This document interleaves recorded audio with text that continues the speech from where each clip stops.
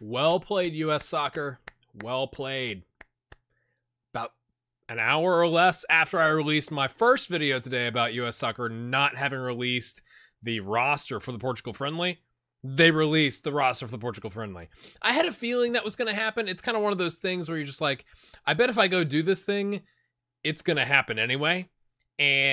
Or maybe I should just take the credit and say, like, they released it because I gave them 20 minutes of criticism, right? Like, right before they released it, It wasn't 20 minutes, it's like 12 minutes. Anyway, if you thought I wasn't going to do another video today about the U.S. men's national team and this ridiculousness, if I can get that out about the roster, you were wrong! So let's talk about it. So yay, they've announced it. I mean, hopefully those players are already en route or hopefully already together. They said they were going to have a week together. So the game is in 7 days. So yeah. I'd like to point out there's the main things I want to talk about today is the complete lack of experience in the goalkeeping department. And then some of the youth that we're going to have called up. And then some of the people that were left out primarily through injury, although there's one I'm kind of curious about. So let's hop right into it, shall we?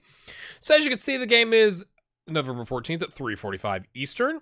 On FS1, so it's actually on a channel that you can see. That's good. Portugal is the number 3 team in the world, and they are the reigning Euro champions. So, great. Although they're not going to have Ronaldo, they're giving him a break. Fair enough. Let's just scroll down here. First off, I want to say, if you think that Dave Sarachan called these players in, I think that's a stretch. I could be completely wrong. I just feel like ever since the U.S. didn't qualify for the World Cup, they have been in scramble mode. That's why I think the 60-man pool that they could pull from was thrown out there to appease people about we're not using our youth. So I have a feeling the people that were called in, it's not really his call. He's not even the head coach, right? He's the non-interim, interim assistant manager that's going to guide us through the Portugal friendly. Right, whatever that means.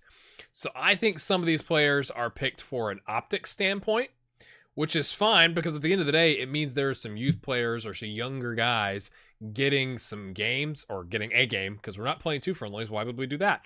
So I think that's okay, but I'm not buying in that this like, oh, this is all because this is who we wanted to pick. I think it's because, oh wow, like everybody's mad. Let's do something about that. Sure, let's call in those guys. Yeah, the MLS guys are in the playoffs. Let's not use them. That's fine. So, the first thing I want to point out, and this may be a bit small on your screen here, look at those goalkeepers. And again, these are the guys I wanted to have called up, except there's no Brad Guzan. But let's look. Jesse Gonzalez, never gotten a cap with the U.S. I'd like to see him get a cap. That would be good. Like, split the halves with him. I mentioned in the first video today, Bill Hamid. I didn't think they would call him up because he was just sold to a club in Denmark, but he doesn't actually, the transfer doesn't go through until January 1st, so maybe that's why he's done with DC United. He has literally nothing else to do. I would still think if I'm Bill Hamid, I'm like, hey, I'm going to go get settled in Denmark and like meet my teammates and kind of get settled into the club and maybe learn some Danish and something like that. But cool. I mean, he's got a whopping 3 caps, so he's the most experienced keeper on the list. If that, yeah, anyway, well, yeah, okay. Ethan Horvath, again, I told you he was with Club Rouge. I may have mentioned this morning he was the starter, and then I saw today, like, he's actually just lost his starting job because of some individual mistakes. He's only got 1 cap. I'm okay with that. That's why you send players to Europe. You go to Europe, you get out of MLS with a salary cap and the retirement league and whatever, and you get into Europe and you have to earn your freaking spot. And sometimes that means you lose your spot. And guess what? That challenges you to get better. So I'm totally good with him getting called in. I think he's one of the future keepers for us. So get him some experience. I don't care that he just lost his starting spot. He needs experience. He needs more seasoning. Get him in. So Hamid is the surprise for me just because of the transfer and having to move like to Europe, to another country. I think that's surprising. Also surprising to me is Brad Guzan not being called in. And they don't mention it. So like there's some stuff as we go down through here. They kind of walk through like there's some folks injured. We're calling in some youth players, yada, yada, yada. They don't mention Guzan. So I'm curious as to why. Because obviously he was the number 2 in the last go-around behind Tim Howard. And he has a lot of experience. He's played in the Prem. He's played in the Championship. I think he was in the Championship. anyway, he's in the Prem and he's with Atlanta United, right?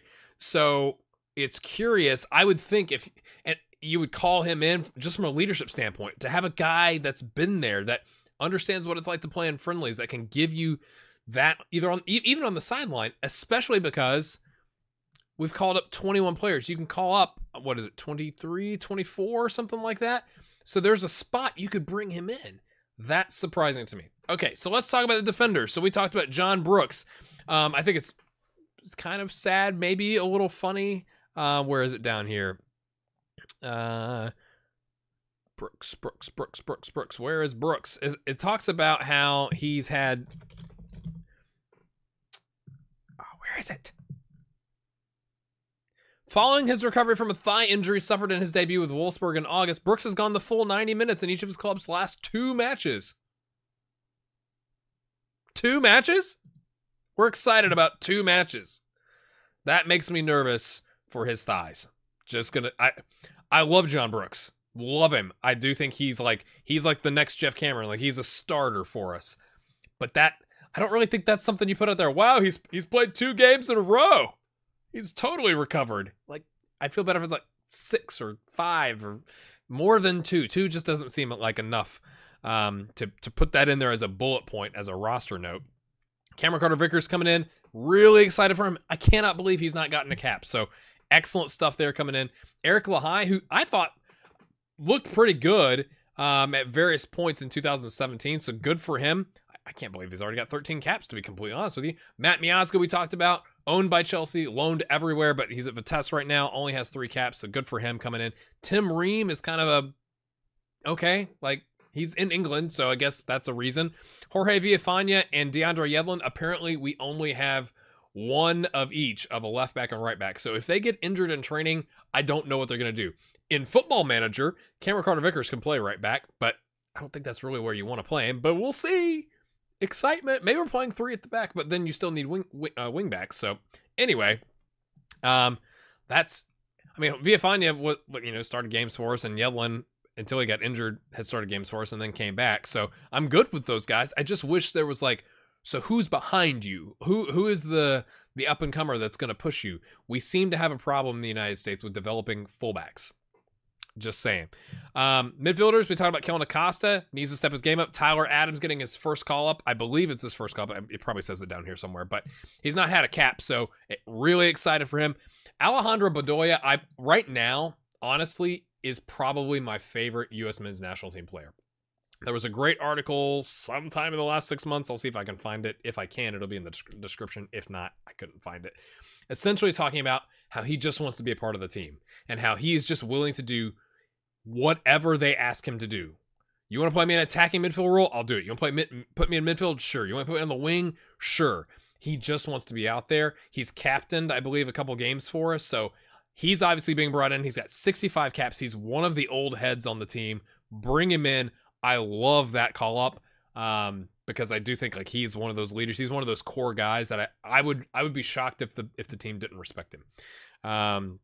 Lyndon Gooch with 2 caps coming in from Sunderland. Weston McKennie, we talked about him as well. Schalke, he's getting his potentially his first game. He's not had a cap. Kellen Rowe looked good at various points in 2017, so he's coming in. And Danny Williams, who I'd forgotten about. I don't think it says it down here. He's not played since 2016, October-ish 2016. He's already got 22 caps. That's surprising, but obviously in the Prem, so he's coming in. And let's see who's missing. Oh yeah, so Christian Pulisic is not coming. They talk about in the Q&A he's had a long men's national team. He's essentially carried the men's national team in 2017. So the only one that looked like he cared in the Trinidad and Tobago game. He's playing for Dortmund, and they're kind of right now. So giving him a rest, totally understandable. The forwards is where I really go is this it? I mean, no disrespect. I'm not, obviously, I can't play at this level, so I should probably shut up. But Aguadella hasn't looked good. Dwyer looked good in the Gold Cup. He looked like he looked like he was cut from the same cloth as Christian Pulisic. Like, he's going to work your butt off. If you're a center back, he's chasing you down. Like, he's aggressive. He's going to run as hard as he can for 90 minutes. So I like that. So I'd like to see him start, to be completely honest with you. Josh Sargent, which I put in the text of the video, but I forgot to somehow mention him. What a year for him. Started out in the U17s in the World Cup.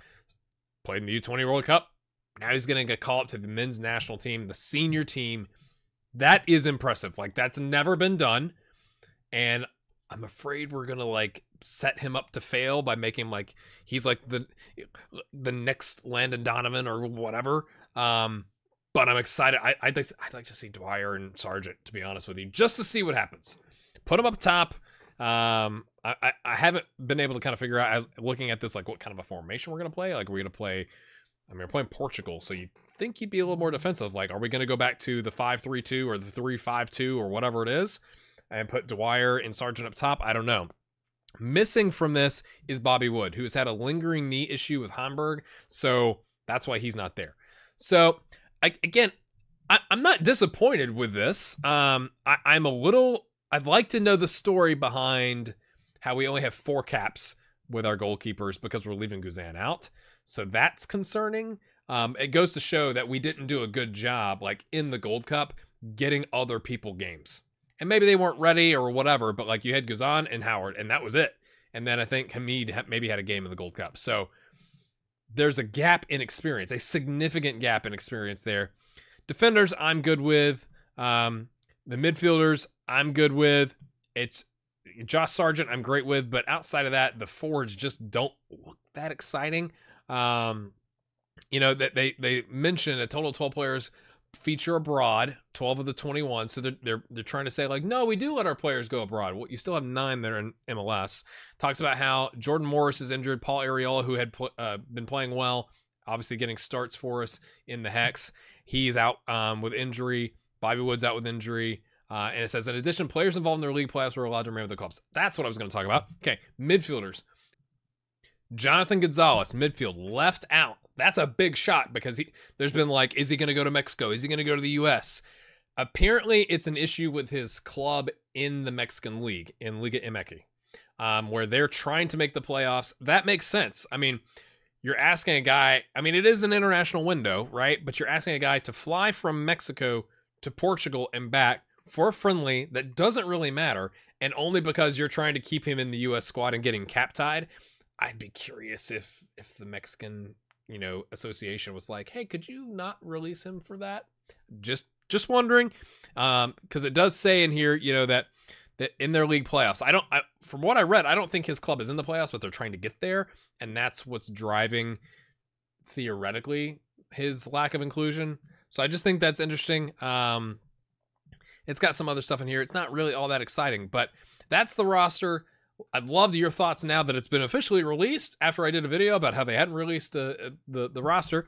But smash a like on this, leave a comment, join the discussion, and we'll see you in the next one. Have a good one. Can't believe 20 minutes or whatever after I release it. Of course. Perfect.